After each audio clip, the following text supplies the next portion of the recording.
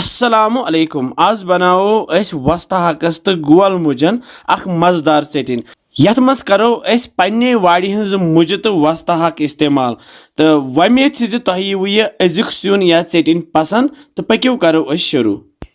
मे थम 1 किलो गोल मुझ कड़ित साफ करित इन थव नुक नुक कर यपर जोल मे गैस गैसस पे थो मे प्रेशर कुकर अत मज नु मे आब 1 लीटर तो यह मुझ त्रा बह अथ मज यह थव बह पे वन डखन तो दिमो सीटी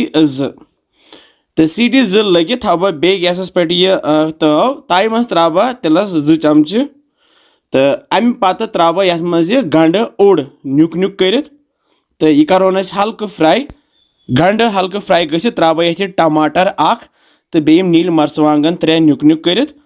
तो करोन ये गंडस सह तैयार तल मे गैस थोमुत मीडियम फ्लेम पे तो बे त्रायत बह रुहन पेस्ट चमच अख तो करोन अथ सह तैयार तो वन त्रोक यह मुझ इन स्टीम दिचे तो हेक्यो मुझ इथे कन त्रित मगर इत कन ज्यादा मजा गसान तो करोक ये गंडस तो टमाटरन सम तैयार तो ये त्रा बह ये बड़ल अख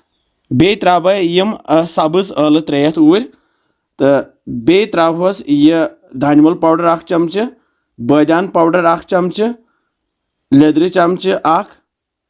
बे त्रोहस मर्चवांगन पाउडर चमच अख तो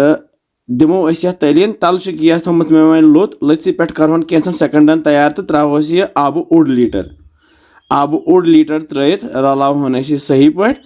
पन्नी वाड़ मज मे यह वस्ता हाक 1 किलो थोमुत कड़ित मे साफ थोमुत करित छलित छुकित वस्ता हाक यह वजुल वजुल आसान तो अत वारिया मजेदार सुन गसान तो अस त्रो यह वस्ता हाक छलित ये